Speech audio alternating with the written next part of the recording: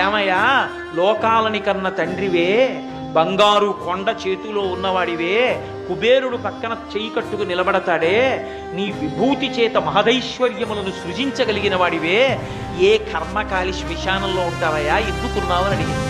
పార్వతి, నా కర్మ కాలి కాదు, నాకు చేత కాక కాదు, నాకో 100 గజాల స్థలం లేక కాదు, ఈ సమస్త భూమండలం నాది, అన్ని బ్రహ్మాండములు నాది.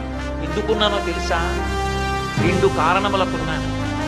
నా అంత వాణ్ణి నేను తెల్లగా ఉంటాను, పొడుగ్గా ఉంటాను, నాకు ఇంత పాండిత్యం వచ్చు, నాకు ఇన్ని ఉపన్యాసాలు చెప్పాను, ఇంత బాగా నటించాను, ఇంత ఐశ్వర్యం ఉంది, ఇంత పెద్ద ఉద్యోగస్తుడిని, ఇంత అధికారిని, ఇన్ని చెప్పుకున్నవాడి ఊపిరి వెళ్ళిపోయాక వాణ్ణి తీసుకొచ్చి కొడుకు కట్టెల్లో పెట్టి అగ్నిహోత్రంలో వేల్చి కపాలం పగిలిపోయాక ఇంటికి వెళ్ళిపోతాడు స్నానం చేసి.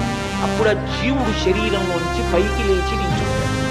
ఈ చుట్టూ ఉగ్రమైన భూతగణములను చూస్తాడు.